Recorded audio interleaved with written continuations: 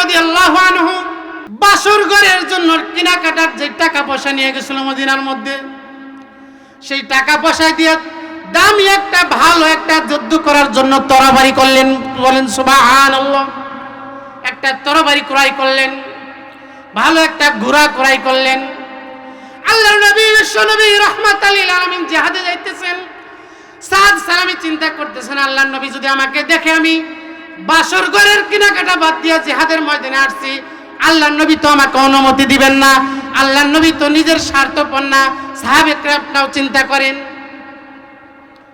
সাদ সালামি কাপড় কিনলেন, কাপড় কিনা তার পুরা শরীর পেঁচাইলেন আল্লাহর নবী যেন চিনতে না পারে, এবং মুখের সামনে মাস্ক ব্যবহার করলেন, এভাবে কাপড় বাঁধলেন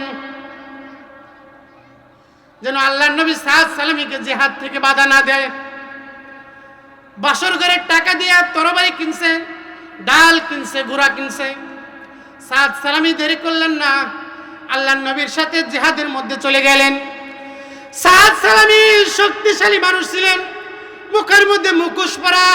তিনি ঘোড়ার উপরে উঠে কাফেরদের একেবারে যেখানে তুমুল বেগে যুদ্ধ চলতেছে, কাফেরদের শিবিরের মধ্যে চলে গেছে। ওখানে যা শত শত কাফেরকে জাহান্নামের মধ্যে পাঠাই দিতেছে। বলেন সুবহানাল্লাহ। কাফেরেরা চিনতে পারতেছে না এটা কি আমাদের দলের লোক নাকি মুহাম্মদের দলের লোক, চিনতে পারতেছে না, মুখ বাঁধা। এক পর্যায়ে দেখেন সে শুধু কাফেরদেরই মারে, মুসলমানদেরকে তো মারে না। কাফেররা বুঝে ফেলাইলো, দেরি করলো না, চতুর্মুখী আক্রমণ করে সাদ সালামিকে যুদ্ধের ময়দানে শহীদ করে দিলেন। বলেন সুবহানাল্লাহ। সাদ সালামি যুদ্ধের ময়দানে শহীদ হয়ে গেলেন, মুখ বাঁধা, পুরা শরীর রক্তে ভিজে গেছে। যুদ্ধ শেষ হয়ে গেল। মুসলমানদের সৈন্যদের মধ্যে যারা শহীদ হয়েছেন তাদেরকে এক জায়গায় করা হইতেছে। আল্লাহর নবী বিশ্বনবী রাহমাতুল লিল আলামিন শহীদদের সারিবদ্ধ লাশ দেখে, সাদ সালামির হাত দেখে কালো দেখে আল্লাহর নবীর দিলের মধ্যে বাড়ি মারছে। এটা তো আমার সাহাবী সাদ সালামির হাতের মধ্যে মতো দেখা যায়। এক তো আমি বিবাহ করার জন্য মদিনার বাজারে কেনাকাটার জন্য পাঠাইছি, এ আবার যুদ্ধে আসছে নাকি দেখি। আল্লাহর নবী সাদ সালামির হাতে ধরছেন, হাতে ধরে দেখে না এটা তো আমার সাহাবী সাদ সালামি। আল্লাহর নবীর মনটা নরম হয়ে গেছে, জার জার জার করে পানি ফেলাইতেছে চোখের। সাদ সালামির মুখের মুখোশ টান দিয়ে আল্লাহর নবী খুলছেন, তাকায় দেখে পুরা মুখটা রক্তে রঞ্জিত হয়ে গেছে। আল্লাহর নবী সাদ সালামির লাশটা নিজের উরুর উপরে নিয়ে নিলেন, আর ডাক দেয়, আরে সাদ, তুমি আমি নবীর জন্য এত করছো, সাদ রে তোমার তো বাসর ঘরের মধ্যে থাকার কথা ছিল, তুমি আজকে জিহাদের ময়দানে এসে শহীদ হয়ে গেলে রে সাদ।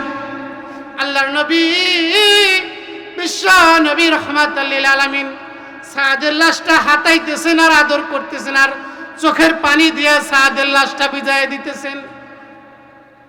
আল্লাহর নবী বিশ্ব নবী রাহমাতুল লিল আলামিন সাদ রাদিয়াল্লাহু তাআলা আনহুর চেহারার দিকে তাকায়া চোখের পানি ফালায়া কাঁদতেছেন। হঠাৎ করে আসমানের দিকে শব্দ হয়েছে, আল্লাহর নবী আসমানের দিকে তাকাইছে। আসমানের দিকে তাকায় আল্লাহর নবী একটা মুস্কি হাসি দিয়ে দিয়েছেন। বলেন সুবহানাল্লাহ। আল্লাহর নবীর সাহাবী হযরত আবু লুবাবা আল্লাহর নবীকে প্রশ্ন করলেন, ইয়া রাসূলুল্লাহ, ইয়া হাবিবাল্লাহ, আপনি সাদ সালামির মাথায় হাত দিয়ে কানলেন। সাদ সালামির মাথার মধ্যে লোহার হেলমেট ছিল। আল্লাহর নবী দেখেন লোহার হেলমেট ভেঙে মাথার মগজ বের হয়ে গেছে। আল্লাহর নবী সাদ সালামির লাশ নিয়ে নবীজির পবিত্র চোখের পানি দিয়ে সাদ সালামির চেহারা, রক্ত বিজিত চেহারা আল্লাহর নবী ভিজায়া দিতেছেন। উপরের দিকে তাকায় আল্লাহর নবী মুস্কি হাসি দিতেছেন। আল্লাহর নবীকে আবু লুবাবা জিজ্ঞাসা করছেন, ইয়া রাসূলুল্লাহ, ইয়া হাবিবাল্লাহ, সাদ সালামির চেহারার দিকে তাকায়া আপনার চোখের পানিতে সাদ সালামির লাশ ভিজায় দিছেন গো আল্লাহর নবী। আবার উপরের দিকে তাকায় আপনি কেন হাসেন, মুস্কি হাসি দিলেন কেন? আল্লাহর নবী ডাক দেয়া, আবু লুবাবা, আমি উপরের দিকে তাকায় দেখলাম সাদ সালামির জন্য আল্লাহ তাআলা আসমানের দরজাগুলো খুলিয়া দিয়েছেন। নবীর একজন সাহাবী যার নাম হলো হযরতে সাদ সালামী রাদিয়াল্লাহু আনহু। হযরতে সাদ সালামী রাদিয়াল্লাহু তাআলা আনহু আল্লাহর নবী, বিশ্ব নবী, রাহমাতাল লিল আলামিন, আল্লাহর নবীর কাছে এসে মুসলমান হইছেন। মুসলমান হওয়ার পর দীর্ঘ 8 মাস আল্লাহর নবীর কাছে থাকলেন। কত মাস? আর একটু জোরে বলেন, কত মাস? দীর্ঘ 8 মাস আল্লাহর নবীর কাছে থাকলেন। আল্লাহর নবী যতগুলো হুকুম করেন, যতগুলো আদেশ করেন, আদেশ করার সঙ্গে সঙ্গে সেটা সাথে সাথে তিনি পালন করেন। বলেন সুবহানাল্লাহ। আল্লাহর নবী, বিশ্ব নবী, রাহমাতাল লিল আলামিন যত আদেশ করেন প্রত্যেকটা আদেশ সাদ সালামী রাদিয়াল্লাহু তাআলা আনহু আমল করেন। এক পর্যায়ে হযরতে সাদ সালামী আল্লাহর নবীকে বলতেছেন, ইয়া রাসূলুল্লাহ, ইয়া হাবিবাল্লাহ, আমি আপনার সব সুন্নতগুলো পালন করছি, তবে ওগো আল্লাহর হাবিব, একটা সুন্নত পালন করতে পারতেছি না। এই একটা সুন্নত পালন করার জন্য মদিনার প্রত্যেকটা অলিতে গলিতে আমি ঘুরছি, কিন্তু এই সুন্নতটা আমি পালন করতে পারতেছি না। আল্লাহর নবী হযরতে সাদ সালামীকে ডাকতে বলেন, রে সাদ, কোন সুন্নত তুমি পালন করতে পারতেছো না, এটা আমারে বলো। আল্লাহর নবী, বিশ্ব নবী, রাহমাতাল লিল আলামিনকে হযরতে সাদ সালামী ডাকতে বলে, ইয়া রাসূলুল্লাহ, ইয়া হাবিবাল্লাহ, আমি হলো কালো সাহাবী। ওই সাহাবীর গায়ের রং ছিল একেবারে কালো, যার নিসার কালো হয় না। চেহারাও বেশি সুন্দর ছিল না, মুখের মধ্যে দাগ ছিল বরণ বরণ, দেখতে সুন্দর লাগে না। আল্লাহর নবীকে সাদ সালামী ডাকতে বলে, ইয়া রাসূলুল্লাহ, ইয়া হাবিবাল্লাহ, আমি দেখতে সুন্দর না, আমি আবার গরিব, টাকা পয়সা নাই। আল্লাহর নবীকে বলেন, ওগো আল্লাহর হাবিব, বিবাহ করা সুন্নাত, আপনার এই বিবাহের সুন্নাতটা পালন করার জন্য মদিনার প্রত্যেকটা অলিতে গলিতে ঘুরছি, কেউ আমার সাথে মেয়ে দেয় না। আমি 1 নাম্বার হলো আমি গরিব, 2 নাম্বার হলো দেখতে সুন্দর না, কালো। আল্লাহর নবীকে বলেন, ইয়া রাসূলুল্লাহ, ইয়া হাবিবাল্লাহ, দীর্ঘ 8 মাস যাবত আমি আপনার মদিনার অলিতে গলিতে করলাম, এই বিবাহের সুন্নতটা আমি পালন করতে পারতেছি না। আল্লাহর হাবিব, হাসরের ময়দানে এই সুন্নাতের জন্য যদি আমার জান্নাতে যাওয়া আটকে যায়, তাহলে আমি আল্লাহর দরবারে কি জবাব দেব? আমি কি আল্লাহর জান্নাতে যাইতে পারবো না গো আল্লাহর হাবিব? আল্লাহর নবী, বিশ্ব নবী, রাহমাতাল লিল আলামিন বললেন, ও আমার সাহাবী, অবশ্যই অবশ্যই তুমি আল্লাহর তৈরি জান্নাতের মধ্যে প্রবেশ করবে। বলেন সুবহানাল্লাহ। আল্লাহর নবী বলতেছে, ও সাদ সালামী, তুমি টেনশন করিও না, তোমাকে আমি একটা ঠিকানা দেই, এই ঠিকানা অনুযায়ী তুমি যাও। ঠিকানা হলো আমর ইবনে ওয়াহাব আস-সাকাফির বাড়িতে তুমি চলে যাও। আমর ইবনে ওয়াহাব আস-সাকাফির বাড়িতে যাও। সে অনেক বড় লোক মানুষ, শিল্পপতি মানুষ। তার একটা মেয়ে আছে, মেয়েও এলাকার মধ্যে সবচেয়ে বড় সুন্দরী। তুমি ওই বাড়িতে যাও, বাড়িতে যা বলো আল্লাহর নবী পাঠাইছে বিবাহের প্রস্তাব দিয়া, তার মেয়েকে যেন তোমার সাথে বিবাহ দেয়। জোরে বলেন সুবহানাল্লাহ। আপনারা কি বলেন? কালো সাহাবী, দেখতে সুন্দর না, গেছে হলো এলাকার সবচেয়ে বড় শিল্পপতির বাড়িতে বিয়ে করার জন্য। 1 টাকাও তার পকেটে নাই, 1টা টাকাও পকেটের মধ্যে নাই।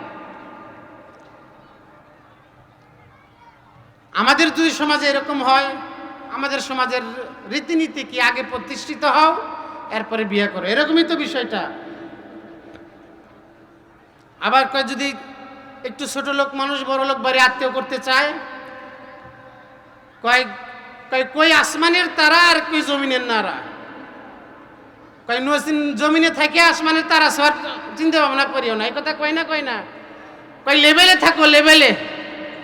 কই লেভেল এক না, এরকম না বিষয়টা। ওই সাহাবীর বাড়িতে চলে গেছে।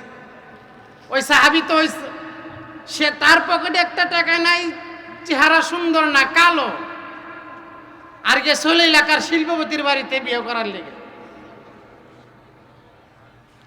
যা বলছে আল্লাহর নবী পাঠাইছে আমারে, আপনার সুন্দরী মেয়েকে আমার সাথে বিবাহ দেওয়ার জন্য। ওই আমর ইবনে ওয়াহাব আস-সাকাফি সে একবার ওই কালো সাহাবীর দিকে তাকায়, আর একবার ঘরের ভিতরে তাকায়,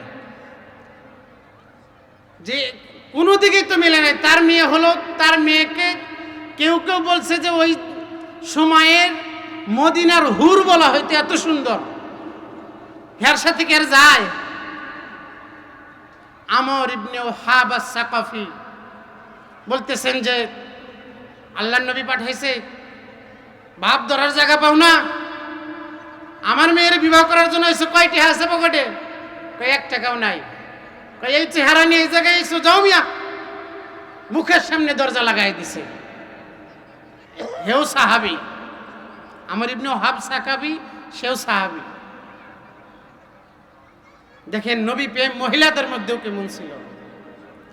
আমর ইবনে ওয়াহাব আস-সাকাফি দরজা যখন ওই কালো সাহাবীর মুখের মধ্যে লাগাই দিছে, মনে কষ্ট পাইছে না পাইছে না, যে নবী পাঠাইলো, আমি তো নিজ ইচ্ছেই আসি নাই। সম্মানিত হাজিরিন, আমাদের সমাজে এরকম মহিলাকে মায়ের দিত, বিয়ের প্রস্তাব নিয়ে এসোস। ওই সাহাবী মন খারাপ করে আল্লাহর নবীর দরবারে যাইতেছেন, আর ওই সাহাবীর সাথে, কালো সাহাবীর সাথে যে মেয়েকে বিবাহ করতে গেছিল, ওই মেয়ের বাবার কি কি কথা হয়েছে মেয়ে ভিতর থেকে সব শুনছে। ওই সাহাবীকে কে পাঠাইছিল? আরো জোরে বলেন, কে পাঠাইছিল? নবী পাঠাইছিল। ভিতর থেকে আমর ইবনে ওয়াহাব সাকাফির মেয়ে তার বাবাকে ডাক দিয়ে বলতেছেন, আব্বাজান, এটা কিন্তু ওহী নাজিলের যুগ। কি নাজিলের যুগ? ওহী নাজিলের যুগ। আব্বাজান, আপনি কি শোনেন নাই ওই কালো সাহাবীকে কে পাঠাইছিল? আপনি কি এই কথা শোনেন নাই? মদিনা মসজিদ থেকে রহমাতাল লিল আলামিন পাঠাইছিল। ওই কালো সাহাবীকে অপমান করা মানে আল্লাহর নবীকে অপমান করা। ঠিক আছে না বিষয়টা? কারণ সে তো নিজে নিজে না, আল্লাহর নবী না পাঠাইছে। আল্লাহর নবী বিশ্ব নবী রহমাতাল লিল আলামিনের কাছে ওই কালো সাহাবী আস্তে আস্তে যাইতেছেন, আর ঘরের ভিতর থেকে মেয়ে ডাক দিয়ে বলতেছেন, আব্বাজান, ওই সাহাবীকে নবী পাঠাইছিল আমাকে বিবাহের প্রস্তাব দিয়া। আব্বাজান, আমার দয়ার নবী আল্লাহর বন্ধু আমার জন্য পাত্র ঠিক করছে। তার মানে স্বয়ং আল্লাহ আমার জন্য এই পাত্রটা ঠিক করছে। নবী ঠিক করা মানে, কারণ নবীর আল্লাহর ইশারা ছাড়া নবী কোনো কথাই বলে না। বলেন, আব্বাজান, ওই সাহাবীকে অপমান করা মানে নবীকে অপমান করা, আর নবীকে অপমান করা মানে আল্লাহকে অপমান করা।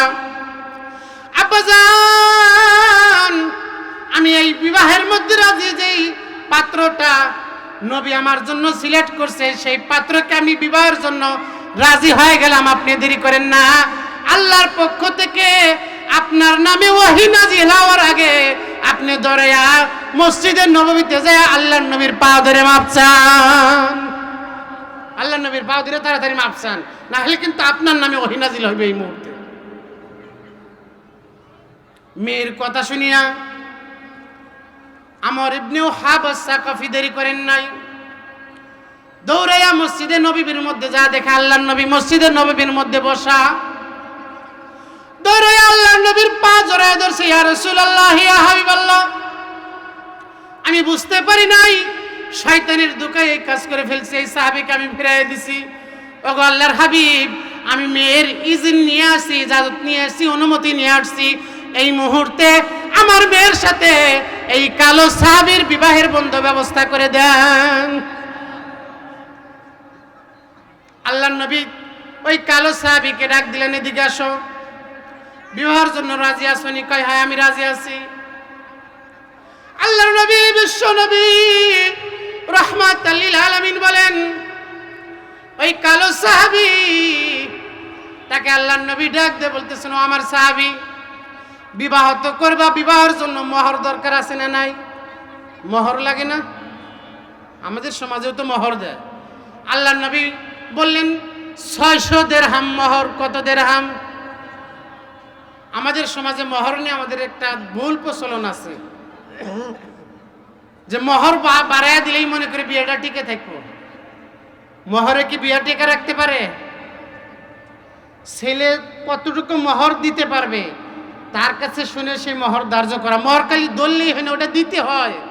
মোহর ছাড়া বোর কাছে যাওয়া কিন্তু নিষেধ।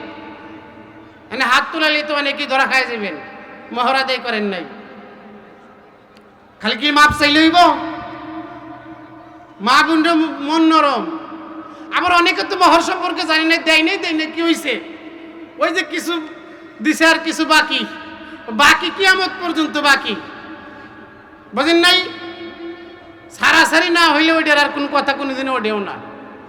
মহিলাও শরমে চাই না, এ তো দিতেই পারে না, ধরছে হইল 20 লাখ 30 লাখ, বুঝেন নাই? এটা কিন্তু বান্দার হক। স্ত্রী যদি নিজ ইচ্ছায় মাপ না করে কোনোদিন আপনি মাপ পাইবেন না। মোহর যদি মাপ না করে, হাসরের ময়দানে আপনার এই মোহরের বদলে তো সব দিয়ে পরে জান্নাতে যেতেন। বুঝছেন তো বিষয়টা?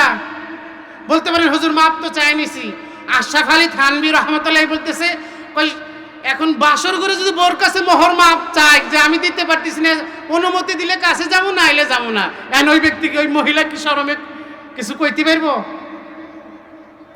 লজ্জা শরমে কয় আচ্ছা তুমি মাফ করে দিলাম, তাও আসো। এই বাইদেনিদের মতো জামাই বলে বাইদেদের বিয়ে হইলে গাছের উপর ওঠে, গাছের উপরে ওঠার পর দিনে বলে নিচ থেকে বলে তুমি নামো, কয় না নামতেন না, কয় কে তো, কয় তুই যদি কামাই করে খাওয়াস তাহলে নামবো, তাছাড়া নামতেন না। পরে বলে পাওটাই ধরে পরে কামাই করে, কয় আচ্ছা কামাই করে খাওয়াবো, এরপর বলে নামে। এই জন্য বাইদের যে জামাই রয়েছে তারা ওই যে ছোট্ট ছোট ছাপড়া করে হইয়া থাকে, আর মহিলারা সারা গ্রাম বাদ্যের করে সিঙ্গা লাগাইয়া করে। বুঝছেন তো কারণটা? আপনার এরকম মাপ শরম লজ্জায় যদি মাফ করে দেয়, মাপও কিন্তু মাপ হইব না। স্ত্রী যদি বাসর করে শরম লজ্জায় মাফ করে দেয়, সেই মাপও কিন্তু হাকিকতান মাফ হবে না। এই জন্য আজকে রাইতে যা কি আবার এটা মীমাংসা করবেন? আজকে রাইতে আজকে যা আবার মীমাংসা করবেন? মীমাংসা করে নিন, নাহলে কিন্তু হাসরের ময়দানে ধরা খাইবেন। যে কথা বলতেছিলাম, আল্লাহর নবী বিশ্ব নবী রাহমাতাল লিল আলামিন বলেন, ও সাদ সালামি, তোমার জন্য আমি 600 দিরহাম মোহর ধার্য করলাম। আরে সাদ সালামি, মোহর তো ধার্য করলাম, মোহর তো পরিশোধ করতে হবে, এটা কোনো বকেয়ার কোনো সিস্টেম নাই। বকেয়া রাখলে তাহলে বকেয়া, বউ বাপের বাড়ি থাক, যেদিন শোধ করতে পারবি ওই দিন নিয়ে আবি। সাদ সালামি আল্লাহর নবীকে ডাকতে বলে, ইয়া রাসূলুল্লাহ, ইয়া হাবিবাল্লাহ, আমি গরিব, আপনি তো আগে থেকে জানেন আমার টাকা পয়সা নাই, আপনি একটা ব্যবস্থা করেন না। আল্লাহ নবী হযরত সাদ সালামীকে বললেন, আরে সাদ, দেরি করিস না, আমার সাহাবী হযরত উসমানের বাড়িতে যা বল রাহমাতাল লিল আলামিন পাঠাইছেন, তোমাকে 200 দিরহাম দিতে বলছে। বলেন সুবহানাল্লাহ। ওমর হযরত উসমান রাদিয়াল্লাহু আনহু 200 দিরহাম দিলেন। এরপর আল্লাহর নবী পাঠালেন আব্দুর রহমান ইবনে আউফের বাড়িতে, যিনি তদানীন্তনকালে শিল্পপতি ছিলেন, 100টা উটের মালিক ছিলেন। তার মানে বর্তমান জামানায় 100টা প্রাইভেট কারের মালিক। বুঝছেন তো বিষয়টা? আব্দুর রহমান ইবনে আউফের কাছে যা বললেন, আল্লাহর নবী পাঠাইছে, আমি বিবাহ করব, মোহরের টাকা দেওয়ার জন্য পাঠাইছে। আল্লাহর নবী বিশ্ব নবীর কথা শুনে আমার আব্দুর রহমান ইবনে আউফ দেরি করলেন না। আল্লাহর নবীর সাহাবীকে পর্যাপ্ত টাকা পয়সা দিয়ে দিলেন, আরো কিছু সাহাবীর কাছে পাঠাইলেন। 600 দিরহাম তো মোহর, আবার চুনো পাউডার দেওয়ার জন্য তো টাকা পয়সা দরকার আছে না নাই? বর্তমান মেকআপের জন্য টাকা লাগে না? এটার জন্য তো আরো বেশি টাকা লাগে। 600 দিরহাম নিয়ে আল্লাহর নবীর কাছে আসছে, বলে এটাই তো হবে না, কয় চুনো পাউডার তো কেনা লাগবে, আরো কিছু কালেকশন করো। কালেকশন করে বিয়ের ব্যবস্থা করতেছে আল্লাহর নবী। আজকে চুনো পাউডার কিনে দেয় পুরুষ মানুষ, আর সাইজে সাইজে দেখাই হইলো মার্কেটের দোকানদারদেরকে। দুঃখ লাগে না? এটাই তো বাস্তব। ঘরের মহিলা সুন্দর পরিপাটি হইয়া সাইজে গুজে থাকবো, জামাইরে দেখাইব, জামাইয়ের জন্য যত সাজবে তত সওয়াব, সুবহানাল্লাহ কোন। কিন্তু ঘরে থাকে হইলে কাজের বিড়ির মতো চুলমুল এলোমেলো, পুরাতন কাপড় যা আছে সব ঘরের মধ্যে পরে। আর বাহিরে যেদিন যাবো, যদি বলে আজকে অমুক জায়গায় যাব, অথবা এই যে মাহফিলের মধ্যে আইব, এমন মেকআপ মারে, এর আটা ময়দার দাম বাড়ে এলাই। বুঝছেন তো বিষয়টা? পুরুষরা দুঃখ করে কয় কামাই করে দেই আমি, আর সাইজে গুজে দেখাই হলো দোয়ানদারে। এই জন্য মা বোনরাও তো আজ শুনতেছে, মেকআপ করবেন, এটা আমি না করতেছি না, তবে জামাইদের সাইজে গুজে দেখান। বাহিরের মানুষকে যত দেখাবেন তত জিনার গুনাহ। এর জন্য আবার পুরুষরাও দায়ী আছে। খালি হাতের দোষ দিলে হবে না। একজন মহিলা 3 জনকে জাহান্নামে নিয়ে যাব, তার মধ্যে স্বামীও আছে। বুঝছেন তো বিষয়টা? আপনার বউরে আপনি কন্ট্রোল করতে হবে।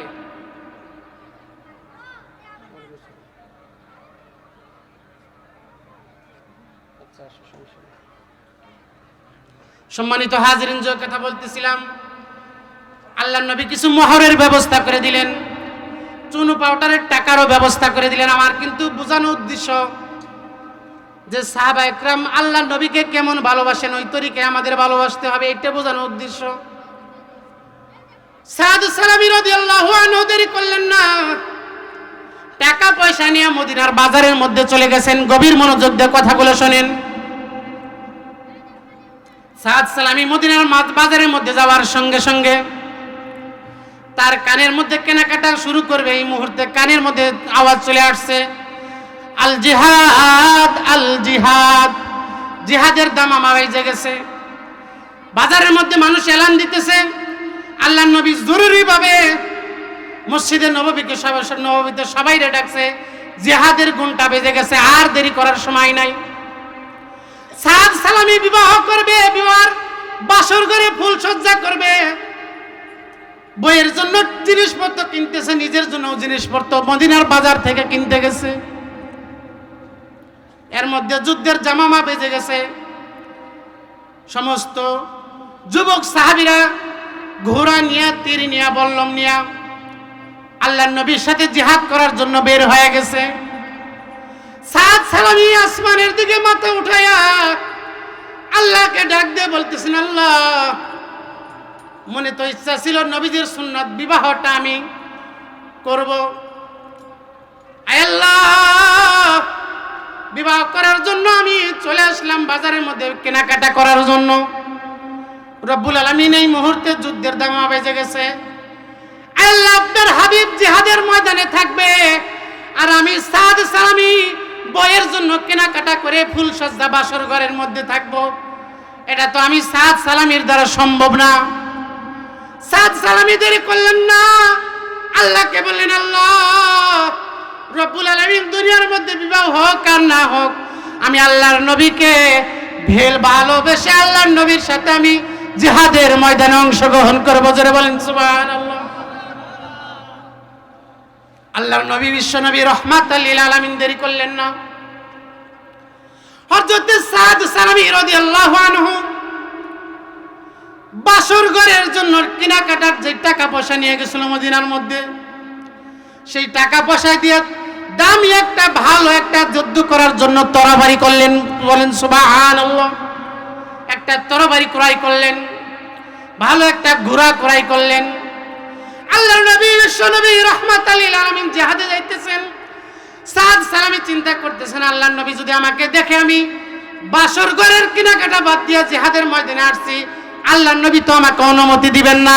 আল্লাহর নবী তো নিজের স্বার্থপর না, সাহাবে কেরামরাও চিন্তা করেন। সাদ সালামী কাপড় কিনলেন, কাপড় কিনা তার পুরা শরীর পেঁচাইলেন, আল্লাহর নবী যেন চিনতে না পারে, এবং মুখের সামনে মাস্ক ব্যবহার করলেন, এভাবে কাপড় বাঁধলেন যেন আল্লাহর নবী সাদ সালামীকে জিহাদ থেকে বাধা না দেয়। বাসর ঘরের টাকা দিয়ে তরবারি কিনছে, ডাল কিনছে, গুড়া কিনছে।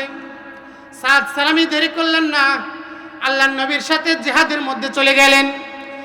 সাদ সালামি শক্তিশালী মানুষ ছিলেন, মুখের মধ্যে মুখোশ পরা। তিনি ঘোড়ার উপরে উঠে কাফেরদের একেবারে যেখানে তুমুল বেগে যুদ্ধ চলতেছে, কাফেরদের শিবিরের মধ্যে চলে গেছে।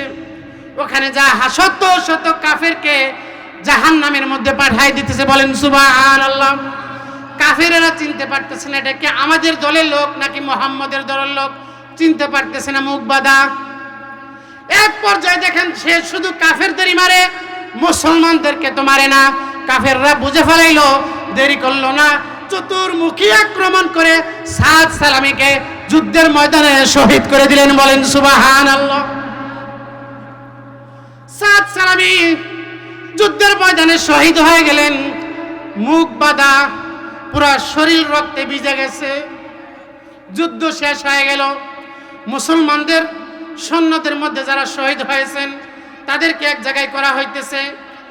আল্লাহর নবী, বিশ্ব নবী রাহমাতুল লিল আলামিন শহীদদের সারিবদ্ধ লাশ দেখে, সাদ সালামির হাত দেখে কালো দেখে আল্লাহর নবীর দিলের মধ্যে বাড়ি মারছে। এটা তো আমার সাহাবী সাদ সালামির হাতের মধ্যে মতো দেখা যায়। এক তো আমি বিবাহ করার জন্য মদিনার বাজারে কেনাকাটার জন্য পাঠাইছি, এ আবার যুদ্ধে আসছে নাকি দেখি। আল্লাহর নবী সাদ সালামির হাতে ধরছেন, হাতে ধরে দেখে না এটা তো আমার সাহাবী সাদ সালামি। আল্লাহ নবীর মনটা নরম হয়ে গেছে, জার জার জার করে পানি ফেলাইতেছে চোখের। সাদ সালামির মুখের মুখোশ টান দিয়ে আল্লাহ নবী খুলছেন, তাকায় দেখে ওরা মুখটা রক্তে রঞ্জিত হয়ে গেছে। আল্লাহ নবী সাদ সালামির লাশটা নিজের উরুর উপরে নিয়ে নিলেন আর ডাক দেয়, আরে সাদ, তুমি আমি নবীর জন্য এত করছো। সাদ রে, তোমার তো বাসর ঘরের মধ্যে থাকার কথা ছিল, তুমি আজকে জিহাদের ময়দানে এসে শহীদ হয়ে গেলে রে সাদ। আল্লাহর নবী, বিশ্ব নবী রাহমাতুল লিল আলামিন সাদের লাশটা হাতাইতেছেন আর আদর করতেছেন আর চোখের পানি দিয়ে সাদের লাশটা ভিজায় দিতেছেন। আল্লাহর নবী, বিশ্ব নবী রাহমাতুল লিল আলামিন সাদ রাদিয়াল্লাহু তাআলা নূর চেহারার দিকে তাকায়া চোখের পানি ফালায়া কাঁদতেছেন। হঠাৎ করে আসমানের দিকে শব্দ হয়েছে, আল্লাহর নবী আসমানের দিকে তাকাইছে। আসমানের দিকে তাকায় আল্লাহর নবী একটা মুস্কি হাসি দিয়ে দিয়েছেন। বলেন সুবহানাল্লাহ। আল্লাহর নবীর সাহাবী হযরত আবু লুবাবা আল্লাহর নবীকে প্রশ্ন করলেন, ইয়া রাসূলুল্লাহ, ইয়া হাবিবাল্লাহ, আপনি সাদ সালামির মাথায় হাত দিয়ে কানলেন। সাদ সালামির মাথার মধ্যে লোহার হেলমেট ছিল। আল্লাহর নবী দেখেন লোহার হেলমেট ভেঙে মাথার মগজ বের হয়ে গেছে। আল্লাহর নবী সাদ সালামির লাশ নিয়ে নিয়ে নবীজির পবিত্র চোখের পানি দিয়ে সাদ সালামির চেহারা, রক্ত বিজিত চেহারা আল্লাহর নবী ভিজাইয়া দিতেছেন।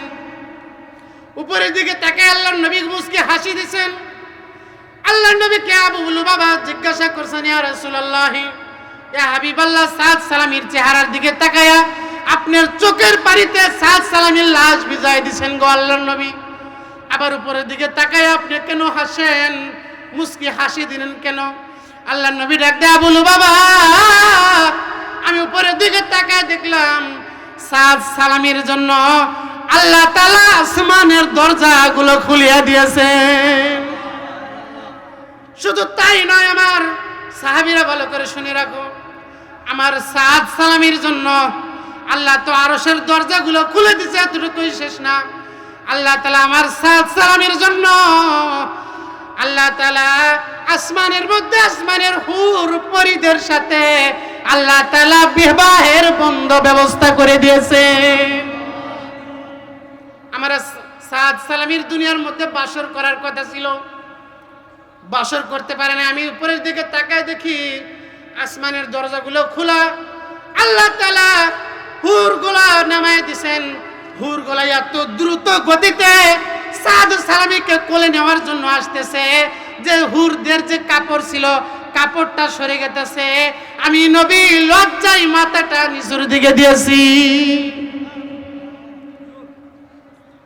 এটা ছিল রাসূলের জন্য সাহাবা একরামদের মহব্বত, ভালোবাসা। রাসূল আমাদেরকে কেমন ভালোবাসতেন। সম্মানিত হাজিরিন, আল্লাহর নবী চাইলে মৃত্যুর পর ভালো ভালো জায়গায় থাকতে পারতেন। জিবরাইল এসে বলতেছেন, ইয়া রাসূলুল্লাহ, ইয়া হাবিবাল্লাহ, আল্লাহ তাআলা আমাকে পাঠাইছেন, আপনি মৃত্যুর পর কোন জায়গায় থাকতে চান? আল্লাহর নবী বলেন, কোন কোন জায়গার অফার আছে? জিবরাইল ডাক দিয়ে বলে, ইয়া রাসূলুল্লাহ, ইয়া হাবিবাল্লাহ, আল্লাহ তাআলা আপনি যদি চান মৃত্যুর পর আপনার দেহে মুবারক জান্নাতের মধ্যে রাখবেন। জোরে বলেন সুবহানাল্লাহ। কোথায় রাখবে? ওগো আল্লাহর হাবিব, আপনি যদি চান জান্নাতে থাকতে, না চাইলে আল্লাহ তাআলা আপনার দেহ মুবারক সিদরাতুল মুনতাহার মধ্যে রাখবে। অথবা আপনি যদি কোকানে থাকতে না চান, আল্লাহ তাআলা আরশে মুআল্লায় আপনার দেহ মুবারক রাখবেন। জোরে বলেন সুবহানাল্লাহ। আল্লাহর নবী জিবরাইলকে ডাক দিয়ে বলে, জিবরাইল, আমার দেহ মুবারক জান্নাতে রাখার জন্য অফার দিয়েছো, সিদরাতুল মুনতাহায় রাখার অফার দিয়েছো। এরে জিবরাইল, আরশে মুআল্লার মধ্যে আমি নবীর দেহ মুবারক সম্মানের খাতিরে রাখার জন্য অফার দিয়েছো। জিবরাইল, আমি কি জানতে পারি আমার গুনাহগার উম্মতের দেহটা কোন জায়গায় থাকবে? আল্লাহর নবী, বিশ্ব নবী জিবরাইলকে প্রশ্ন করার সঙ্গে সঙ্গে জিবরাইল ডাক দিয়ে বলে, ইয়া রাসূলুল্লাহ, ইয়া হাবিবাল্লাহ, আপনার উম্মতের দেহ জমিনের মধ্যেই থাকবে, মাটির মধ্যে থাকবে, কাদার মধ্যে থাকবে। আল্লাহর নবী ডাক দিয়ে, জিবরাইল, আমার যে আদরের উম্মতরা মাটির মধ্যে থাকবে, কাদার মধ্যে থাকবে, আমার আদরের উম্মতের শরীরের মধ্যে মাটি লেগে যাবে। আমি নবী সেই উম্মতের মহব্বতের দাবিদার হয়ে বলতেছি, আমার উম্মত যেখানে থাকবে, আমার উম্মতকে জমিনে রাখিয়া আমি নবী আরশ মহল্লায় থাকবো না, জান্নাতেই থাকবো না। আমার উম্মত যেই মাটিতে থাকবে, আমি নবীও সেই মাটির মধ্যে শুয়ে থাকবো। এমন মহব্বত করছেন আমাদেরকে আল্লাহর নবী। সম্মানিত হাজিরিন, আল্লাহর নবীর ইন্তেকালের সময় হয়ে গেল। আল্লাহর নবী, বিশ্ব নবী, রাহমাতাল লিল আলামিন, ইন্তেকালের সময় হয়ে গেছে। আল্লাহর নবী, বিশ্ব নবী, রাহমাতাল লিল আলামিনের পুরো শরীর চাদর দিয়ে ঢাকা। আল্লাহর নবী একবার পাগুলো গুটান, আবার পাগুলো লম্বা করেন। আম্মা জান আয়েশা সিদ্দিকা আসিয়া আল্লাহর নবীর চাদরটা একটু সরাইছেন, দেখি কি হয়েছে। আসিয়া দেখে আল্লাহর নবীর শরীরের এমন কোন পশম মোবারক নাই যেই পশম মোবারক থেকে আল্লাহর নবীর ঘাম বের হইতেছে না। সাকরাতুল মাউত, মৃত্যুর কষ্ট। আল্লাহর নবী, বিশ্ব নবী, রাহমাতাল লিল আলামিন বলতেছেন, আমাদের দ্বিতীয় বক্তা চলে আসছে, ছেড়ে দিব, বিরক্ত হইতেছেন না তো? আল্লাহর নবী, বিশ্ব নবী, রাহমাতাল লিল আলামিন শুয়ে আছেন মৃত্যুর বিছানার মধ্যে। এমত অবস্থায় দরজার মধ্যে কে যেন টোকা দেয়, কটকট করে। আল্লাহর নবী ফাতেমাকে ডাকতে বলেন, ফাতেমা, যাও দেখো দরজার মধ্যে কে যেন আসছে, একটু ডাক দাও, ভিতরে নিয়ে আসো। আল্লাহর নবী, বিশ্ব নবী, রাহমাতাল লিল আলামিন হযরতে ফাতেমাকে বলার সঙ্গে সঙ্গে দেরি করলেন না, দরজার কাছে গেলেন, যায় দরজা খুললেন। এবার আপনারা বলেন, আজরাইলকে কি দেখা যায়? কত মানুষ আমাদের চোখের সামনে মারা যায়, চোখগুলো উল্টায়া দেয়, কিন্তু আমরা দেখতে পারি না, জান কবজ হয়ে যায়। আজরাইলকে দেখা যায় না। কিন্তু ওই দিন ফাতেমা রাদিয়াল্লাহু তাআলা আনহার সামনে আজরাইল তার সুরত প্রকাশ করে দিয়েছিলেন। বলেন সুবহানাল্লাহ। হযরতে ফাতেমা দরজা খুলে আজরাইলকে দেখার সঙ্গে সঙ্গে আল্লাহর নবীকে বলতেছেন, ইয়া রাসূলুল্লাহ, ইয়া হাবিবাল্লাহ, আব্বাজান, এটা এমন মানুষ যেই মানুষকে মক্কা মদিনায় কোনোদিন আমি দেখি নাই। মক্কা মদিনা কোন মানুষের সাথে আর চেহারা মিলও নাই। ওগো আল্লাহর হাবিব আব্বাজান, এর চেহারা দেখতে অনেক ভয়ঙ্কর, পুরা শরীরের মধ্যে কাপড় পেছানো। ওগো আল্লাহর হাবিব আমার ভয় করে। আল্লাহর নবীর কথা শুনিয়া ফাতেমার সাথে সাথে দরজাটা আটকায় দিয়েছে। আল্লাহর নবী ফাতেমাকে বললেন, ফাতেমা দেরি করিও না, দরজা খুলিয়ে দাও। ফাতেমা ডাকতে বলেন, আব্বাজান আমি একে সুবিধাজনক মনে হয় না, আমি দরজা খুলে দেব না। আল্লাহর নবী ফাতেমাকে ডাকতে বলেন, ফাতেমা হাযা মালাকুল মাউত, এটা দুনিয়ার কোনো মানুষ না, তুমি পারমিশন দিলেও ভিতরে প্রবেশ করবে, পারমিশন না দিলেও ভিতরে প্রবেশ করবে। তোমার বাবার সম্মানে সে পারমিশন চাইছে, বলেন সুবহানাল্লাহ। আর জাইল জান কবজ করার জন্য পারমিশন লাগে? আল্লাহর নবী বিশ্ব নবী রাহমাতুল লিল আলামিন বলতেছেন, ফাতেমা এটা হলো মালাকুল মাউত। আরে ফাতেমা দেরি করিও না, দরজা খুলে দাও। ফাতেমা বলে, আব্বাজান আমি দরজা খুলবো না। আল্লাহর নবী বিশ্ব নবী রাহমাতুল লিল আলামিন বলেন, ফাতেমা দেরি করিও না, হাযা মিন লাজ্জাতিল মাউত, এটা হলো মৃত্যুর ফেরেশতা, দুনিয়ার সমস্ত স্বাদকে কর্তন করে দিবে। আর দেরি হবে না ফাতেমা, আমার ডাকের সময় চলে আসছে। আজরাইল ভিতরে চলে আসলেন, যে আল্লাহর নবীকে সালাম দিছে, আসসালাতু ওয়াসসালামু আলাইকা ইয়া রাসূলুল্লাহ। ও গো আল্লাহর হাবিব, আল্লাহর নবী গো, আল্লাহ তাআলা আপনাকে স্মরণ করছেন, আপনি যদি চান আল্লাহ তাআলার কাছে যেতে পারেন, আপনার সময় শেষ। আল্লাহর নবী বিশ্ব নবী রাহমাতুল লিল আলামিন আজরাইলকে ডাক দিয়ে বলেন, এরে আজরাইল আমি তো যাব, ঠিক আছে সমস্যা নাই, তবে যাওয়ার আগে তো আমার কয়েকটা কথা আছে। কি আছে? আমি আল্লাহর দরবারে এখন যাব কি যাব না, আমার তো পরামর্শের ব্যাপার আছে, আমি আল্লাহর সাথে পরামর্শ করব, এরপরে তোমাকে জান কবজ করবা কিনা তারপরে পারমিশন দেব, বলেন সুবহানাল্লাহ।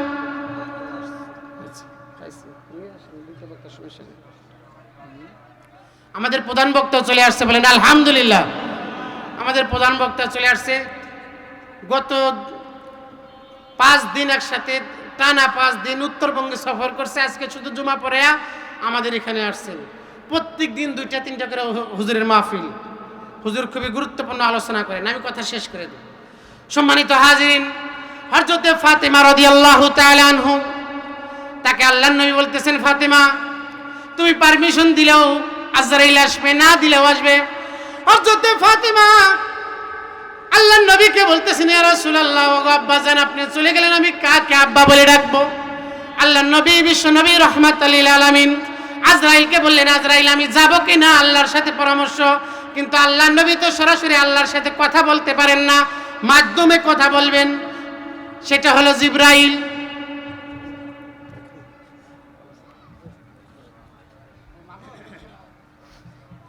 হযরতে জিবরাইল আলাইহিস সালাতু ওয়াস সালাম আল্লাহর নবী আজরাইলকে জিজ্ঞাসা করতেছেন, এর আজরাইল, আজরাইল আমার ভাই জিবরাইল কই? আইনা কি জিবরাইল, আমার ভাই জিবরাইল কই? আজরাইল বলতেছে, তাকে তো আমি আসমানের মধ্যে দেখে আসছি। এই কথা বলার সঙ্গে সঙ্গে আল্লাহ বলে, না জিবরাইল দেরি করিস না, আমার বন্ধু স্মরণ করছে, তাড়াতাড়ি আমার বন্ধুর কাছে যা। জিবরাইল দেরি করেন নাই, 70,000 নূরের পর্দা, 70,000 পাখা একটা জাপটা মারিয়া সেকেন্ডের মধ্যে আল্লাহর নবীর সামনে এসে দাঁড়ায় গেছেন। আল্লাহর নবী জিবরাইলকে বলতেছেন, জিবরাইল তুমি কি বলো? আজরাইল বলতেছে, আমার নাকি সেখানে যাইতে হবে। আল্লাহর নবী বিশ্ব নবী রাহমাতুল লিল আলামিন এই কথা বলার পর জিবরাইল বলতেছেন, ইয়া রাসূলুল্লাহ, একটা আয়াত আয়াত পড়ে শোনাইলেন, ইন্নাকা মাইয়িতুন ওয়া ইন্নাহুম মাইয়িতুন। ওগো নবী আপনিও মরণশীল, আপনার যারা শত্রু আছে তারাও মরণশীল, অতএব 2 দিন আগে পরে আপনার যাইতে হবে। ওগো আল্লাহর হাবিব, আপনি যদি দুনিয়ায় থাকতেছেন, আপনি আল্লাহ আপনার হায়াত বৃদ্ধি করে দিবে, কিন্তু এরপরে কিন্তু আবার যাইতে হবে। আল্লাহর নবী বিশ্ব নবী যার যার করে কাঁদতেছেন। জিবরাইল ডাক দিয়ে বলেন, ওগো আল্লাহর হাবিব আপনি আপনার বন্ধুর কাছে যাবেন, আল্লাহর কাছে যাবেন, আপনি কেন কান্না করেন?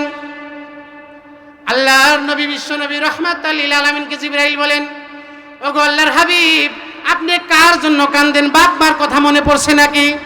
আল্লাহর নবী ডাক দিয়ে, জিবরাইল, বাপ মার কথা মনে পড়ে নাই, তাহলে কি ফাতেমার কথা মনে পড়ছে নাকি?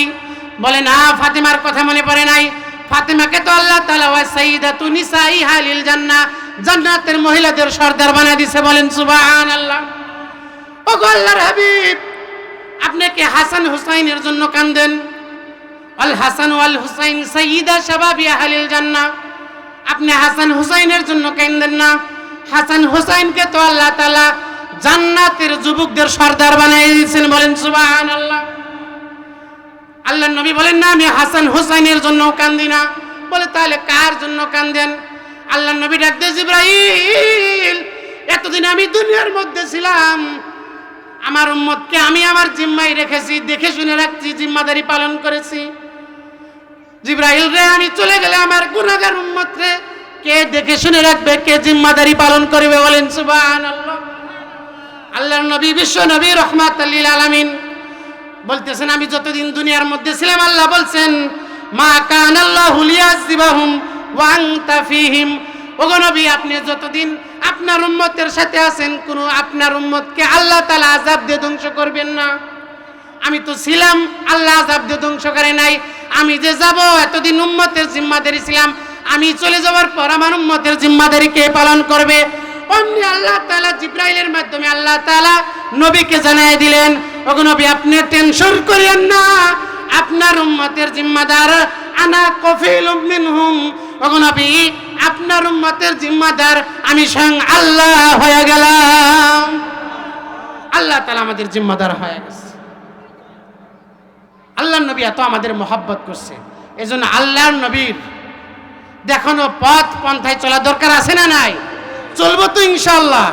সম্মানিতেছি, আল্লাহর সামনে যেভাবে বেয়াদবি শুরু হয়েছে, মনে রাখবেন, যে আল্লাহকে গালি দিছে সে তো কাফের, সে বেঈমান, সে শাস্তিযোগ্য। এটা তো কোরআনের মধ্যে আছে, সূরা মাইদার 33 নম্বর আয়াত। তাকে যারা সাপোর্ট করবে তারাও কিন্তু কাফের। যারা সাপোর্ট করবে,